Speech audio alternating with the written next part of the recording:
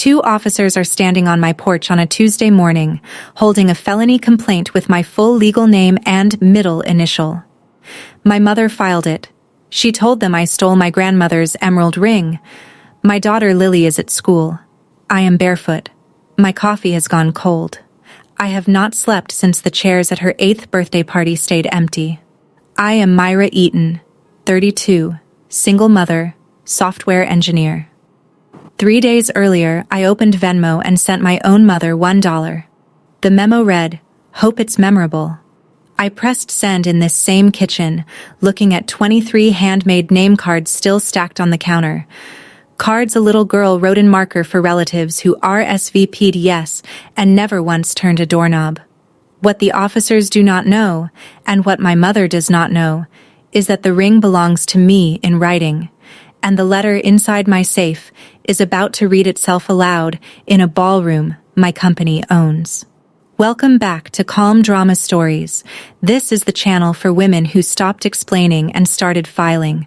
Women whose loudest revenge was the document they already had. If you have ever held proof your family swore did not exist, leave one word in the comments and subscribe. 3 months before the birthday, I drove out to my mother's house for Sunday dinner with a stack of printed save-the-date cards in my purse. I had used good cardstock. I had hand-addressed each one in Lily's name. I wanted nobody to have an out. My mother, Diane, was at the stove stirring something that smelled like cumin and resentment. My sister, Brittany, sat at the kitchen island with her phone face down. Her husband, Ron, was outside with my mother's husband, Greg, both of them drinking the same beer in the same shade of brown. Lily was at home with Jennifer, my coworker, watching a Disney movie about a fish. I waited until the plates were down. I waited until the wine was poured. Then I stood up and walked one card around the table to each adult. I said it plainly. Lily's turning 8 on the 4th of May. I'm doing a real party this year. Bounce house, cake, the whole thing. I want all of you there. Brittany picked up the card. Read the date. Tapped it into her calendar with one thumbnail. Got it. May 4th. Ron nodded. We'll be there. Aunt Margie was on speakerphone. She said yes. My mother set down her wine glass and looked at me with the version of her face she used at funerals. Of course we'll be there, honey. She's our baby. Lily had never had a party with extended family. Every year somebody had a thing. Camilla's recital, Camilla's quince planning, Camilla's school trip fundraiser. Every May was somebody else's costume change. This year I had asked in person. I had watched the words land in each set of eyes. I drove home thinking I had done it right. I am an engineer. I build systems for a fintech firm in Charlotte called Halberd Capital, and I have not lost a deadline in 11 years. When I plan something, I plan it the way I plan a software release. By the second week of February, I had a spreadsheet. Column A was names. Column B was relationship. Column C was the date of their confirmation. Column D was a hyperlink to the screenshot of the text where they confirmed. 14 family members had said yes. 4 coworkers had said maybe. I ordered 22 chairs. I rented a bounce house. I paid $185 for a 2-tier cake from a bakery on Main Street that Lily had chosen herself, the one with the pink display case. Every night before bed, Lily would lie on her stomach with her chin on her hands and recite the guest list to me like a prayer. Grandma Diane, Aunt Brittany, Uncle Ron, Camilla, Aunt Margie, Cousin Megan, Cousin Holly, Cousin Holly's husband, Uncle Pete, Aunt Carrie, Cousin Tess, Cousin Tess's boyfriend, Grandpa Greg, Mrs. Park, Jennifer, and the cake lady if she has time. She would always end with the cake lady. The cake lady had been kind to her at the consultation. I would say, and me. She would say, of course you. You're the boss. The kitchen table started disappearing under cardstock and glue sticks. Lily was making name cards. She had decided on her own that every chair needed one. I should have known then. I should have noticed that I was the only adult in this story who believed the spreadsheet was a contract. I had been building systems for 11 years. I had forgotten that families are not systems. The phone call from Brittany came on a Thursday, 3 weeks out. I was at my desk reviewing a code commit when her name lit up the screen. She opened light. Hey, super quick thing. Don't kill me. We're doing a tiny prep meeting for Camilla's quince that same Saturday. Like 2 to 4. It won't conflict with you, though. Yours is at 1, right? I clicked over to my spreadsheet. Yes, 1 to 5. Perfect. Mom and I will pop over to your thing after we drop by Camilla's. We'll bring a casserole. I asked who else was coming to the planning meeting. She did the thing she does when she lies. She talked faster. Just, the moms. Some aunties. The DJ guy might swing by with samples. Camilla's friend group is doing the centerpieces. I asked where it was being held. Oh, just at the country club. Cypress Ridge. They have us in a side room for an hour. Nothing big. I asked if she wanted me to push Lily's party to Sunday so there was no overlap at all. No. Mom would kill me. We've got everything set. Don't be a control freak, Myra. It'll be fine. I said okay. I logged the call. Date, time, length.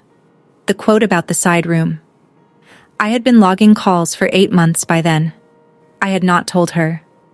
After we hung up, I sat looking at my phone. The thing about Brittany is that she has always been a passable liar to my mother and a terrible one to me. The tiny prep meeting had a venue. It had a DJ. It had a centerpiece crew. That is not a meeting. That is a party with a different name. I called my mother that Tuesday night. I rarely called her on weeknights. She picked up on the third ring, in the voice she uses when she is moisturizing. Yes, Myra, what is it? I asked, whether I should move Lily's party to Sunday to keep the day clean. I said the words I had practiced. I said them slowly. There was a pause. The pause was already an answer. She came back annoyed. Honey, Camilla's planning is just 2 hours. Everyone can do both. Why are you making this complicated? I told her that the planning meeting seemed to have grown beyond 2 hours. I told her about the venue. I told her about the DJ. She did not deny any of it. She said, "Don't be the difficult one, Myra. We get one quinceañera. We get one. Lily can have a birthday every single year. She's 8. She'll have 8 more." I said, "I just don't want her to be disappointed." She said, "She won't be. We'll be there. I'll bring the candles." I noted the call time on my phone. I wrote down candles. I underlined it. I almost said the next thing, the one that had been sitting under my tongue for years, about how every spring somebody had something Camilla needed, and Lily's day got compressed. About how my mother had not come to Lily's 4th birthday, or her 5th, or her 6th, because of recitals and tournaments and one time, a manicure. I did not say it. I said, "Thanks, Mom. See you Saturday." She made a small humming noise. "Wear something nice.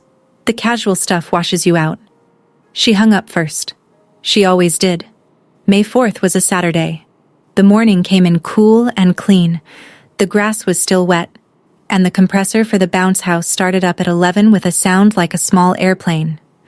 The bounce house was $340 for 4 hours. Cherry red and yellow with white inflated arches. The rental man, a quiet retiree named Bill, set it down on a tarp at the back of the yard and gave me his card. "Call me when you're done, ma'am. I'll come kill the air." The cake arrived at 11:30. 2 tiers, pink and gold. A little fondant ate on top, with sprinkles. The bakery owner stayed an extra 10 minutes because Lily wanted to thank her in person. Lily had written her a thank you card the night before. The chairs were rented. 22 of them, white folding, in 2 arcs around a long folding table covered in pink linen. The plates were paper, but heavyweight. The cups had little owls on them. The name cards were Lily's project. She had been working on them for 2 weeks. Each one was a small folded piece of cardstock with a guest's name in her best calligraphy, traced over twice with a metallic marker. The one on the chair at the head of the table said, "Grandma Diane" in gold. She put down her great-aunt Margie's card and stood back to look at the table. She put her hands on her hips like a foreman. "It's beautiful," she said. I told her it was the most beautiful birthday table in all of North Carolina. I checked the time. 12:47.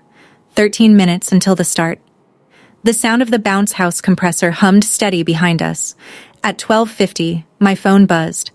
Jennifer Park, my best friend at the firm, the woman who had been holding my coat through every bad year since I had hired her. "Want me to swing by? I can bring my niece. She's 6. They'd love each other." I looked out at the table. 22 seats, 14 confirmed family. The math worked. The chairs would be full. "No, you're sweet. Family only today. They wouldn't miss it. Lily's been counting down for weeks." She read the message and started typing. Stopped. Started. Stopped. Finally. "Okay, save me a slice." I told her I would. She sent a single heart emoji. She did not say what she wanted to say, which was, I think, what every good friend has wanted to say to every other good friend at some point in their lives. I went back outside. Lily was sitting on the porch steps in her dress. Pale pink, white tights, a ribbon in her hair that Mrs. Park had given her 2 days earlier. She was holding the gift Mrs. Park had dropped off the night before. A small wrapped box about the size of a paperback book. She said, "Mommy, can I open Mrs. Park's first?" I said, "We wait for everyone." She nodded. She placed the gift back at the bottom of the gift table. She walked the line of name cards one more time, touching each one with one finger like she was counting them. I had told Jennifer family shows up. I had said it without thinking, because to me, that was the rule. You build the system, you plug in the inputs, and family shows up. I checked the time again. 12:56. 4 minutes. 1 in the afternoon came quietly. The driveway was empty. I told myself traffic. I told myself my mother's car had been making a sound the last time we talked. At 1:08, Lily turned to me from the porch steps and asked if Grandma was bringing the gift she had promised. My mother had promised her, 2 weeks earlier on the phone, a bracelet from the jewelry case in her closet. A real one, she had said, with a real stone. Lily had been excited for 2 weeks. I said, "She'll bring it." I texted my mother. No reply. By 1:25, the bounce house was humming alone. 2 squirrels had appeared at the edge of the yard and were watching the inflatable arches sway in the breeze. The breeze was warm. The day was, objectively, perfect for a birthday party. Lily had gone inside. I could hear her in the living room talking to her stuffed rabbit. She was telling him not to worry. I walked the length of the table once. I straightened a name card that had been knocked askew by the wind. Aunt Margie's. I touched the corner of the pink linen. I looked at the road in front of the house. I looked at the cul-de-sac. There was one car parked across the street. It belonged to the neighbor. I had known that for an hour. When I came back inside, Lily was standing in the hallway with her hands clasped in front of her dress. She said, "Maybe Grandma is just slow." I told her, "Maybe?" I told myself the lie, too. I told myself it for 10 more minutes before I picked up the phone again, and what I heard next stopped being a delay. At 2 o'clock, I started making calls. My mother. Voicemail. Brittany. Voicemail. I waited 2 minutes between each one because that is what an engineer does. You give the system time to settle before you query it again. I am here telling you this because that is how my brain was working. I was watching myself try to debug a family. Aunt Margie. Voicemail. Cousin Megan. Voicemail. By 2:15, I had left 4 messages, each one calm and clipped. "Hey, just checking on your ETA. Let me know." By 2:30, I had left 6. Lily came out and asked, very quietly, if she could open the gift from Mrs. Park first. Just to have something to do. Her voice was the voice it gets right before she cries. I said yes. She sat on the rug in the living room and unwrapped Mrs. Park's gift slowly, the way she opens everything important. Inside was a small jewelry box, and inside the box was a beaded bracelet, peach and white, with a charm that looked like a little pearl. She put it on. She did not cry. She held her wrist out in front of her and looked at the bracelet for a long time. Then she said, Mommy, do you think they got the time wrong? I sat down on the rug next to her. I told her that grown-ups sometimes get times wrong. She nodded like that was a reasonable explanation. She had decided to give them another half hour. The bounce house was still humming in the yard. The cake was still on the kitchen counter under its glass dome. The name cards were still on the chairs in the slight breeze. I called my mother again. She did not answer. At 3:12, my phone buzzed. It was Cousin Megan, my mother's sister's daughter, the one who actually likes me. The text was short, a confused emoji and one line. I thought you were at Camilla's planning. Brittany said you'd be there. Are you sick? I read it 3 times. I sat down at the corner of the long folding table. I sat down on the chair labeled Aunt Margie in gold marker. The cake under the glass dome reflected the sky. I called Megan back. She picked up on the first ring. Hey, she said carefully. Are you okay? I asked her to tell me what was going on at Camilla's planning meeting. She paused. Wait, did you really not get the chat? What chat? The family chat. Brittany sent invites last Tuesday. Said the planning meeting was 12 to 5 at Cypress Ridge. Catered. She said everyone had confirmed. She said you'd be coming late because you had a small thing first. I said, I wasn't in that chat. There was a long pause, then a small breath in. Oh, Myra. I asked her how many people were there. She said about 40. She said the buffet was huge. She said the venue was the main ballroom. She said there were balloons. I said, balloons. Pink and gold, like a party. I asked who else from the family was there. She started listing. My mother, Brittany, Ron, Aunt Margie, Aunt Carrie, Uncle Pete, the cousins. Everyone I had invited to Lily's house at 1. Everyone whose name was on a folded card on a white chair in my backyard, watching the wind move. I told her I had to go. I hung up. I sat in Aunt Margie's chair for a while.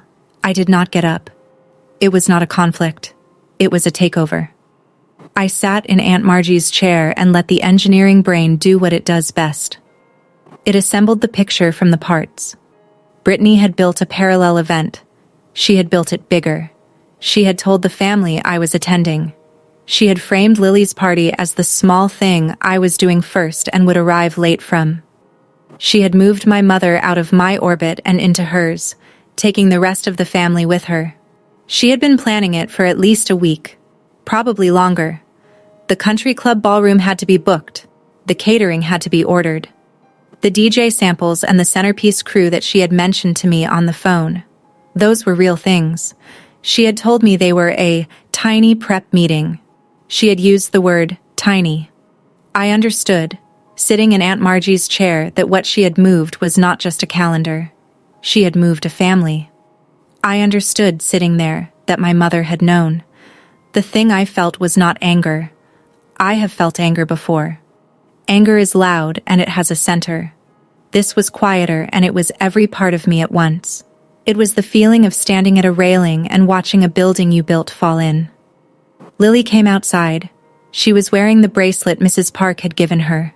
She walked the line of name cards once and stopped at her own.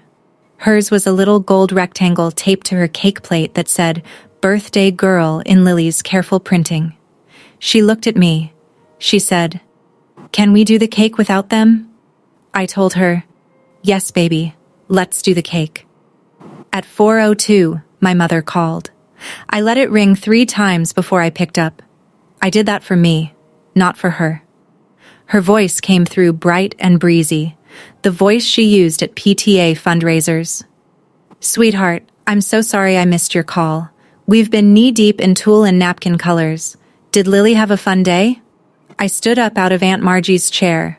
I walked into the yard with the bounce house humming behind me. I said, "Mom, the party was today. The party I invited you to in person 3 months ago. The party you said yes to in your kitchen, with a wine glass in your hand." There was the smallest pause. Then she went into the voice she used at funerals. "Honey, we thought you were coming to Camilla's. Brittany told everyone you confirmed. She said you said 1 to 5 was perfect for you." I never confirmed anything for Camilla's. There was never a meeting for me to confirm to. There was a party. A full party. With balloons and a buffet. Don't be dramatic. It wasn't a party, it was a long planning session. I said, Mom, there were 40 people there. Cousin Megan told me. Another pause. Then the recalibration. Well, it grew a bit. You know how Brittany is. She always overdoes it. You didn't come to Lily's? Why didn't you reach out to us at noon to clarify, Myra? Why didn't you confirm again? I did not answer. I could not answer. The question itself was the answer. She filled the silence. Don't make this into something it isn't. We'll come by tomorrow with the bracelet. We'll do it right. I said, goodbye, Mom. I hung up. I had to. At 5 o'clock, Lily wanted the cake. I lit 8 candles. Pink, with little white twists. The kind you buy in a box from the grocery store on the same trip you buy mushrooms and bread. We sat at the long folding table with 22 chairs and 21 name cards still in their places. The wind had blown some of them sideways. Aunt Margie's had tipped forward onto the linen. Grandma Diane's was still on its head chair. The bounce house had started losing pressure. I had not called Bill yet to come kill the air. The compressor was running, but the structure was sagging in the middle, the cherry red roof folding inward over the white arches. The hiss was soft and continuous, like a slow leak in a tire, like a breath let out. Lily blew out the candles in one go. She closed her eyes for a second after, the way she does when she is making a wish. I do not know what she wished. I never asked. Some wishes are not for me. They belong only to the person who made them, at the table where they made them, on the day they made them. I cut her a piece. She ate 3 bites. She put down her fork. She said, Mommy, I think I'm done. I said, okay, baby. She got up and went to the chair labeled Grandma Diane. She picked up the name card. She held it in front of her for a second. Then she walked it across the yard and dropped it, gently, into the trash can next to the back fence. She came back. She held my hand. I tucked her in at 7. She fell asleep before I closed the door. Then I went to my office. My office is the smallest bedroom in the house. I painted it a deep gray-green 4 years ago when I made VP. It has a desk, a swivel chair, 2 bookshelves, and a 4-drawer file cabinet in the corner that locks. I keep 2 keys. One on my keychain, one in the cedar box on my dresser. I unlocked the bottom drawer. I pulled out a folder. The folder was labeled, in my own handwriting, Hartley, Eleanor. My grandmother was Eleanor Hartley. She had lived in Davidson, North Carolina for 43 years. She had been a registered nurse for 31 of them. She had died in November of 2023 at the age of 81 in the back bedroom of my house, in a hospital bed I had set up myself, with her hand in mine. She had moved in with me 8 months before she died. The doctors had given her 3. She had given them 5. In those 8 months, my mother had visited twice, once for an hour, once for 40 minutes. I had been keeping the folder for 6 months. I had not opened the sealed envelope inside it. My grandmother had written my name on the front of the envelope in her round slanted script, and below my name she had written the instruction, "Open after first public injustice." That was her phrasing. Public injustice. She used the kind of words a woman of her generation used when she meant something specific. She meant the day they did it where everyone could see. I sat at my desk. I put the folder on the green felt blotter. I looked at the sealed envelope for a long time. Then I picked up the letter opener my grandmother had given me at 15. I slid it open. The letter was 3 pages. Eleanor Hartley wrote on watermarked stationery the color of old cream. Her handwriting was the same shape it had been on every Christmas card of my life. I read it sitting up. I did not pour wine. I did not light a candle. I read it the way you read a will. My Myra. When you open this, it will be because Diane has done in public what she has been doing in private for 30 years. I watched her choose Brittany at every Christmas. I watched her skip your 10th birthday and remember Camilla's salon appointment. I asked her about it once, gently, in my own kitchen, while she dried the dishes. She told me you did not need her the way Brittany did. She said you were self-sufficient. She said it like it was a virtue she had stopped feeling obligated to love. Sweetheart, that was the day I called my attorney. Everything I held is now yours to administer. The life insurance policy I took out in 1998, $340,000, was assigned to you in the second month of our last 8 together. The cedar box on your dresser is yours. The emerald ring is yours. It was my mother's. And it was never going to my younger daughter because my mother said so on her deathbed, and I have kept that promise. The savings account at First Federal, $81,000 and change, is yours. The photograph albums I gave Diane. The Bible I gave Diane. The apology I owed her, that I could not give her in any sufficient form, is also hers. I have written separate sealed instructions for my executor Henry Hendricks regarding any family event your sister or mother organizes within 12 months of my death. He is to read this letter aloud at that event, if and only if you request it. The text of the reading is approved by my attorney and witnessed by 2 parties at signing. That is the law I made for my own death. Use it once. Use it for Lily. I love you, Myra. I always did. Even when I was tired. Even when I was wrong. Grandma. I did not cry. I had cried 6 months ago. I picked up my phone. I texted Aaron Rose, my grandmother's estate attorney, the man who had become my attorney the November she died. I wrote, I want to start the file. He replied in 90 seconds. Standing by, the week after Lily's birthday, I did what I do. I made a ledger. Column A was item. Column B was expense. Column C was status. Column D was notes. Bounce house, $340. Paid. Used for 42 minutes total, by one child, alone, with no friends. Cherry red. Cake, $185. Paid. 2 tiers. 3 bites consumed. Remainder donated to a women's shelter in Charlotte on Monday afternoon. The shelter director sent a note that they had served it at a Tuesday potluck, and the residents had asked for the recipe. Catering, chairs, linens, paper goods, party favors, $291 and change. Paid, mostly unused. The party favors I had wrapped, small jars of bubbles and a packet of crayons. I quietly redistributed to Lily's school for her class. 14 family members confirmed. 0 attended. 22 voicemails left across 9 numbers between 2 and 5 in the afternoon. 6 replies, total, in the week following. 5 of those 6 were from cousin Megan, who texted me apologetically on Saturday night, Sunday morning, Monday morning, Wednesday morning, and Friday. She also dropped off a small wrapped box on Wednesday with a card that said, I'm sorry I'm a coward. I love Lily. The box held a charm bracelet. Sterling. Real. The 6th reply was from Aunt Margie. 3 words. Voicemail. Sorry, sweetie. Schedule got crazy. She did not call me back when I called back. I documented all of it. I screenshotted the text threads. I exported them to a single secured PDF. I labeled the PDF with the date and the file name DTL_party_fallout_2024.pdf, and I dropped it into the folder labeled Hartley, Eleanor. Aaron called me Thursday morning. The estate paperwork was ready. Probate had cleared in March. He told me whenever I was ready. I told him to hold.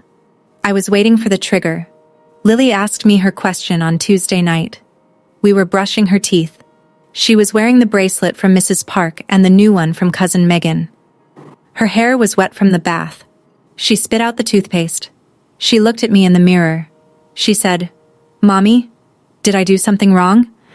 I asked her what she meant. She said, like to Grandma. Did I do something? Is that why she didn't come? The thing about being 8 is that you are still trying to figure out who is responsible for the things that happen. You start with yourself, because you are the only person whose mind you have full access to. You check yourself first. You ask, did I do this?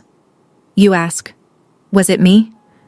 She had been turning it over in her head for 10 days. I knelt down on the bath mat. I held both of her shoulders. I said, "You did nothing wrong. Some grown-ups just forget how to keep promises." She nodded slowly. She accepted it. She is generous that way. She climbed into bed. I read her one chapter of Charlotte's Web. I turned out the light. In the hallway, with the door half shut behind me, I leaned my forehead against the cool wall. 8 years old. She had learned the wrong question. I went downstairs. I poured myself a glass of water. I did not pour wine. I picked up my phone. I scrolled to Aaron Rose's number. I did not call him. Not yet. I was waiting for one more thing. I felt in my chest that it was coming. The text from my mother came on Wednesday morning, May 11th at 10:34. I was at my desk at Halberd Capital, in the middle of code review on a release we were pushing the following week. I felt the phone vibrate. I saw the preview on the lock screen. Your niece's quinceañera is $2,600 each. Send your share today. No exceptions. Family Venmo. @Diane Eaton. There was no hello. There was no, "How is Lily?" There was no, "I am sorry about Saturday." There was no acknowledgement that 9 days had passed since 14 people had confirmed to be at my house, and 0 had shown. The text just sat there, on my screen, like a parking ticket. A second text came in 30 seconds later. "Don't be cheap. This is family." I read both of them. Then I read both of them again. A third text came in another minute.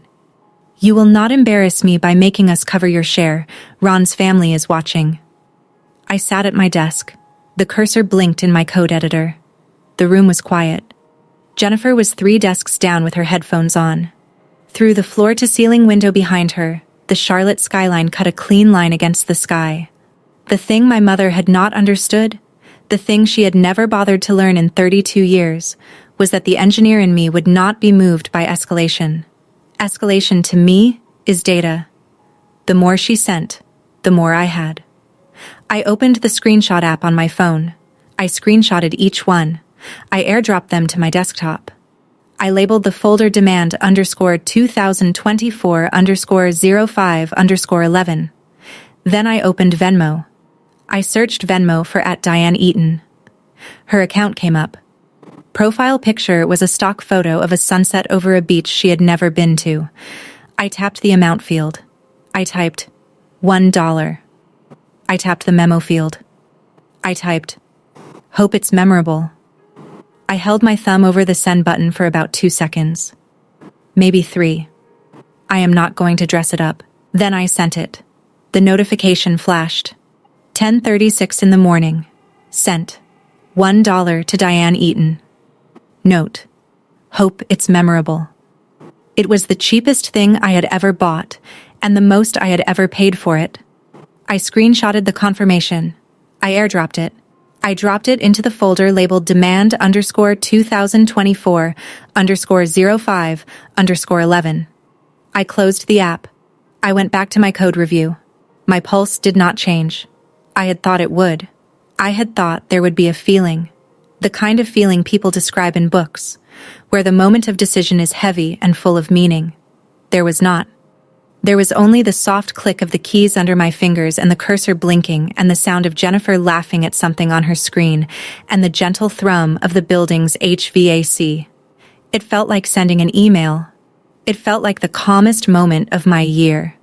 If you have ever sent a family member a single dollar in protest, or if you wanted to but didn't, drop the date in the comments. I read everyone. And if any of this is sounding like a story you have lived, hit subscribe before you go anywhere, because I have a lot more of these, and you have not heard the half of mine. I closed Venmo. I went back to work. 23 minutes later, my phone started ringing. Brittany's first text came at 10:41. Her second came at 10:42. The first call was at 10:44. I let it go to voicemail. The voicemail came in at 10:46.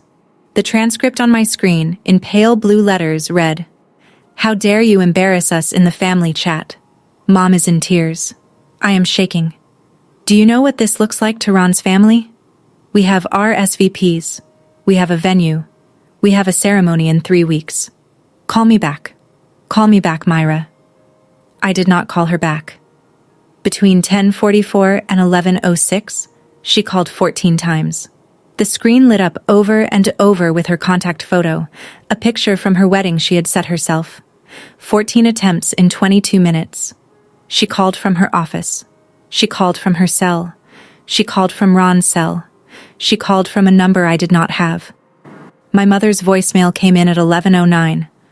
Her voice was thin and sharpened. Myra, you sent your mother $1. $1. Like I am a beggar. After everything I have given you, after every sacrifice. Pick up the phone, Myra Eaton. Pick up the phone right now. A second voicemail at 11:12. You think you are better than us. You always did. You think you are better because of your job, your house. You are not. A third at 11:15. Camilla is going to find out you did this. Is that what you want? I did not pick up. I screenshotted each transcript. I dropped each one into the folder. Then I forwarded everything to Aaron Rose at his work email with 2 sentences in the body of the message. Begin the file. Today. I left work at noon. I told my manager I had a personal matter. He told me to take what I needed. He has known me 11 years. I drove home. I called the locksmith from the car. He was a man named Hal, 60-something, semi-retired, who runs his own shop out of his garage in Mooresville. He came out within the hour. By 2:05, my house had 4 new locks. Front door, back door, garage entry, office. My mother had a spare to the front. She had taken it when my grandmother was sick. She had been supposed to return it 3 times. She had never returned it. Hal handed me the new set of keys in a small envelope. He charged me $180 cash. He did not ask why. He has worked for women in this town before. After he left, I opened my phone. I blocked Diane Eaton. I blocked Brittany Vega. I blocked Ron Vega. I blocked Aunt Margie. I blocked 3 cousins whose names I had been logging for years.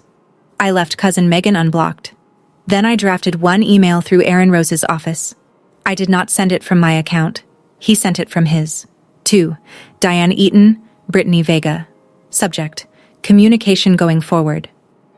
Body: please be advised that, effective today, all communications from Diane Eaton and Brittany Vega regarding Myra Eaton or her daughter Lily Eaton will be routed through legal counsel. Future direct contact will be considered harassment. Sincerely, Aaron Rose, Rose and Linwood, attorney for the estate of Eleanor Hartley. I read it 3 times. I told Aaron to send it. He sent it at 4:18. I did not slam a door. I changed who had the key. I picked up Lily from school at 3. I made her macaroni for dinner. Thursday at lunch, Jennifer came over. She sat at my kitchen counter. She drank black coffee and ate half of an apple pastry. I told her everything. The dollar, the voicemails, the locksmith, the email through Aaron. When I was done, she put down her coffee. She said, Myra, you should sue her. False reporting, emotional damages, defamation in the family chat, the whole thing. Make a federal case. Drain her. I said, I'm not suing. She said, what? I said, I'm not suing. I'm withdrawing. There is a difference. She tilted her head the way she does in meetings when someone has said something she does not yet understand. I said, suing means I still want them to pay. Suing means I still want a verdict. I do not. Withdrawing means I want them to disappear from my life, and from Lily's life, and from the calendar of every weekend we have left on this earth. I want the second thing. She thought about that. She drank her coffee. She nodded slowly. She said, yeah, okay. That's actually better. That's actually scary. I said, it's not scary, it's bookkeeping. If you have ever been the family member who embarrasses everyone just by drawing a line, hit subscribe. I tell these stories every Sunday. I read every comment. Jennifer finished her coffee. She rinsed the cup in my sink. She looked out the window over the yard. The bounce house was long gone. Bill had killed the heir the Monday after. She said, Myra, what's the actual play? I said, Saturday the 28th, Cypress Ridge, the Hartley Ballroom, the Quinceañera. She turned and looked at me. Wait, the Hartley Ballroom? As in, I said, yes, as in, Friday morning. Aaron's office, 8th floor of a downtown building, view of the Hornets arena. He had laid out the papers in the order I needed them, the certified probated will, the court order. The life insurance disbursement record showing the $340,000 had cleared into the trust account Aaron managed for me in February, the chain of custody for the emerald ring, the chain of custody for the cedar box, the chain of custody for the photograph albums and the Bible, which had been delivered to my mother's house in late March by certified mail, signed for by Greg. He confirmed the date Brittany had booked the quinceañera. Saturday, May 28th, 5 in the afternoon, reception at 6. Venue, Cypress Ridge Country Club. Room, the Hartley Ballroom. Aaron looked up at me over his reading glasses. He said, Myra, the Hartley Ballroom. Hartley, as in, I said, my grandmother. Yes. He sat back. And as in, I said, my company. Halberd Capital bought the naming rights 2 years ago. Corporate gift to the club. $200,000. I signed the paperwork. The plaque has my grandmother's name on it because I asked them to put her name. The club agreed because I wrote the check. He looked at me for a long moment. He said, Diane knows this? I said, Diane has not asked me a single question about my work in 8 years. She does not know I am a VP. She does not know we did the naming. She doesn't read my Christmas cards. Aaron took off his glasses. He set them carefully on the desk. He looked, for a half second, like a man who was trying not to smile and failing. He said, Myra, the room they are going to humiliate you in is the room you named. 2 days after I sent the dollar, on Saturday, May 14th, the doorbell rang at 8:43 in the morning. I was in the kitchen, coffee in one hand. Lily was at school. Jennifer had picked her up at 7:30 and taken her to the lake with her own daughter for the day. The plan was a packed lunch and a paddle boat and ice cream on the way home. The doorbell rang again. Then a knock. I walked to the door and looked through the peephole. 2 officers. Davidson PD. The female officer in front was maybe in her mid-40s. Sandy hair pulled back. Her partner was a younger man behind her, hand resting on his belt. I opened the door. I did not open the screen door. She introduced herself. Ma'am, I'm Officer Daniels, Davidson PD. This is Officer Reyes. We received a complaint of grand larceny that named you as the party in possession of the alleged item. Do you have a moment to talk? I stepped out onto the porch. I closed the front door behind me. I was barefoot. The porch wood was warm from the early sun. I said, Yes. Which item is the complaint about? She glanced at her notes. An emerald ring described as a family heirloom. Valued, per the complainant, at approximately $15,000. I said, May I ask who made the complaint? She said, A Mrs. Diane Eaton. I nodded once. I had known what the answer was going to be before I asked the question. I asked anyway, because I have learned, over time, to make my mother's choices be hers, in her own words, on the record.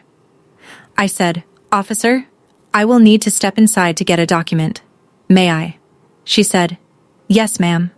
I walked to my office. I unlocked the bottom file drawer. I lifted out the manila folder labeled Hartley, Eleanor. Inside it, in a clear plastic envelope, was the certified probated will of Eleanor Hartley with the court seal on the cover sheet. Inside a smaller velvet box was the ring itself. Behind the will was the item-by-item bequest list. Behind that was the chain of custody form, signed by Aaron Rose and notarized. I walked back to the porch. I handed the entire folder to Officer Daniels. She took it carefully, both hands. She read the cover sheet of the will. She turned to the bequest list. Her eyes scanned for the relevant line. I knew it was on page 4 because I had read it 43 times. Item 19. 1 emerald ring, gold setting, 18th century origin, appraised value $14,750, bequeathed to Myra Eaton, granddaughter. She read it. She closed the folder. She handed it back to me. She said, Ma'am, would you mind showing me the item itself? I said, Of course. I opened the velvet box. The ring sat in dark blue felt. The emerald was about the size of my thumbnail. My grandmother had worn it on her right hand for 57 years. She had never taken it off, except in the last week of her life. Officer Daniels looked at it. She did not touch it. She nodded once. She turned aside. She got on her radio. She spoke for about 30 seconds. She came back. She said, "Ma'am, I apologize for the disturbance. This appears to be a fully documented legal transfer. We're going to close this complaint." Then she said, "You're entitled to file for false report. Misdemeanor in our jurisdiction. We can take the affidavit right now if you want." I closed the velvet box. I held it in my palm. I said, "Officer, I appreciate the offer, but I have something better than a misdemeanor." Officer Daniels gave me a half smile that did not reach her eyes but did, somehow, manage to honor what I had just said. She handed me a business card. She told me to call her directly if my mother attempted to file any further reports. She and her partner left. They drove off down the cul-de-sac in a quiet patrol car at 5 miles an hour. A neighbor across the way pretended to be watering plants. He had clearly been watering plants for the entire visit. I closed the front door behind me. I walked back to the kitchen. My coffee was cold. I called Aaron Rose. I said, "Today. We do it today." He said, "May 28th, 2 weeks." I said, "Yes." He confirmed. Mr. Hendricks, the executor of my grandmother's estate, was available. The reading instructions had been notarized. 3 of my grandmother's friends, Mrs. Calloway from across the street, Reverend Pike from First Methodist, and Mrs. Park, who was Jennifer's mother and had been my grandmother's bridge partner for 19 years, had been on standby for months. I called my CEO from the kitchen. His name is David Owens. He has known me 8 years. I said, "David, I'd like to attend a private family event at the Hartley Ballroom on the 28th. I'd like to bring our general counsel and the executor of my grandmother's estate. Would the firm have any issue with that?" He laughed, quietly. He said, "Myra, it's literally your name. Take whoever you need. Do you want security?" I said, "No, just a quiet check-in with the club's events director the morning of." He said, "Done, I'll handle it." I hung up. I poured fresh coffee. I had not asked permission for anything in 6 months. I did not need to start now. May 28th, 4:15 in the afternoon, Cypress Ridge Country Club, the Hartley Ballroom. I wore a deep emerald dress, T-length, cap sleeves. My hair was pinned up the way my grandmother had taught me to pin it. The emerald ring was on my right hand. My grandmother's pearl necklace, the one with the small emerald set at the center, was at my collar.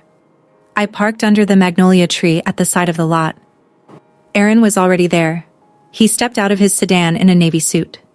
Mr. Hendricks, the executor, was a thin man of about 70 in a gray suit with a small American flag pin on his lapel. Mrs. Calloway wore a lavender dress and held her purse with both hands. Reverend Pike wore a black suit and a collar. Mrs. Park wore navy and pearls and looked, in profile, like my grandmother's twin. We walked together across the parking lot. We did not hurry. We did not slow. The Hartley Ballroom is on the south side of the clubhouse. The plaque outside the double doors reads, "Hartley Ballroom, a gift of Halberd Capital, Charlotte, North Carolina, in honor of Eleanor M. Hartley, R.N., 1942 to 2023. Brittany was at the registration table inside the foyer. She was wearing a pale gold gown. She was checking off guests on a clipboard. She looked up when I came through the doors. She went white. Not pale. White. She said, "Myra, what are you can't be..." I said, calmly, in the voice I use in board meetings, "I have an envelope from the executor of my grandmother's estate. I will be brief. I will be quiet. I will be gone in 10 minutes. She looked at Mr. Hendricks. She looked at the plaque on the wall behind me. She set down her pen. My mother was 30 feet inside the ballroom, standing near the dais where the DJ was setting up. She was in a champagne dress. She held a clipboard. She was issuing directions to a man who was adjusting the height of a microphone. "Camilla, 14, in a soft blue gown with a beaded bodice, stood near her mother. She had her hair up. She had practiced. She had been practicing all week. I knew this because Megan had told me. The room held about 70 guests.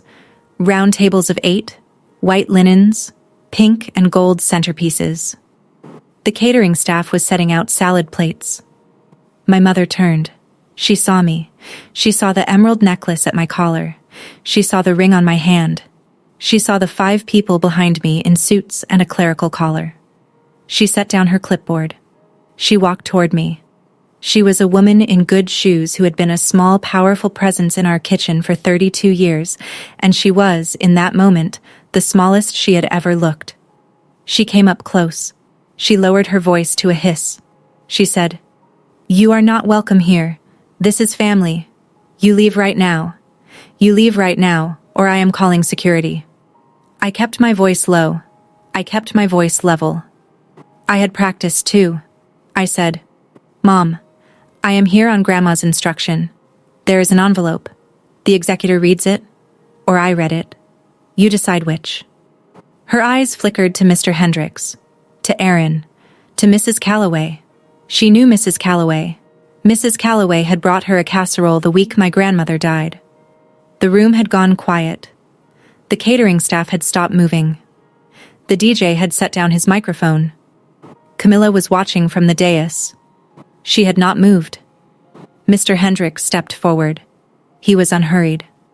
He walked to the small registration table at the front of the ballroom and set down a leather portfolio. He opened it. He withdrew a single envelope sealed with red wax. He cleared his throat once. The room, which had already gone quiet, went quieter. He read in the dry, careful voice of a man who has read wills aloud for 40 years. I, Eleanor May Hartley, of Davidson, North Carolina, being of sound mind and under no duress, do request this letter be read at any family event organized by my daughter, Diane Eaton, within 12 months of my death, if and only if my granddaughter, Myra Eaton, requests its reading. The reading is to be conducted by my appointed executor, Henry Hendricks. This is my final exercise of authority over my own estate. I asked you about it once, in my own kitchen, while you dried the dishes. You told me Myra did not need you the way Brittany did. You said it like it was a virtue you had stopped feeling obligated to love. That was the day I called my attorney. He turned to the 3rd page. The life insurance policy I held, $340,000, was assigned to my granddaughter Myra Eaton in the 2nd month of our last 8 together. The cedar box on her dresser is hers. The emerald ring on her hand right now is hers. The Hartley savings account is hers. You received the photograph albums, the Bible, and my apology that I could not give you what you wanted from me in any sufficient form. The room was holding its breath. He turned to Camilla. He read the last paragraph directly to her. Camilla, you are not in this letter because you have done anything wrong. You are mentioned because you are the next woman in this family, and I want you to hear from me directly. Do not let them write your story. Be loved for who you are, not for who you remind them of. Live freely, mija. He closed the portfolio. My mother's face had broken. Her mouth opened. Her voice came out high and cracking. She said, "She was an old woman. She didn't know what she was." I said, low, even, looking at her. She knew.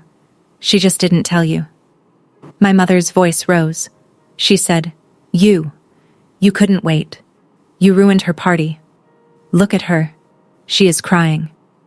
Camilla was not crying. Camilla was standing very still on the dais with both hands clasped in front of her bodice, watching me, with a look on her face I would think about for the rest of the summer. Brittany came forward from the foyer. She took my mother's arm. She said, "Mom, stop. Mom, please, stop." I looked at my mother, then at Brittany. I said, "Your event is paid for, Mom. Camilla's dress is paid for. The catering, the venue, the DJ, the cake, all paid for. I am not taking any of this from her. I never was." I waited a beat. I said, "I am taking back the part of me that thought I had to ask." I turned. The 5 witnesses turned with me. The doors of the Hartley Ballroom were heavy oak with brass handles, paneled in the original 1946 millwork. They had been refinished 2 years ago as part of the corporate gift. I had signed off on the millwork sample myself, in a meeting that had taken 27 minutes. We walked through them. Behind me, the room stayed silent for the count of 3. Then a single chair scraped. Then a murmur. Then nothing I could hear, because we were already in the foyer, and Aaron was holding the outer door, and the late afternoon sun was on my face. We walked across the parking lot to our cars. Mrs. Calloway took my hand for a second at her car door. She did not say anything. She did not need to. I got in my car. I drove home to Lily. 2 days later, on Monday, May 30th, I got a text from a number I did not recognize. Aunt Myra, it's Camilla. Can I see you? I'm using my friend's phone because Mom took mine. I texted back. Coffee shop on Main and Davidson. 4 o'clock. I'll be at a corner table. She came in at 5 past. Jeans, gray hoodie, no makeup, hair in a low ponytail. She looked, in that hoodie, like she was 12. She sat down across from me and ordered nothing. She said, I didn't know. I said, I know you didn't. She said, about Lily, about the birthday, about any of it. Mom told me you didn't come to my planning meeting because you were too busy. She said you didn't care. I made you a playlist. For the after party, I had 8 songs on it. I never gave it to you. She pulled a small USB drive out of her hoodie pocket. She slid it across the table. I want to give it to Lily, if she'll have it. I took the USB, she said. I want to know my grandma, the one in the letter. Will you tell me about her? I said, she wanted you to grow up free, Camilla. Not as a weapon. She was a nurse for 31 years.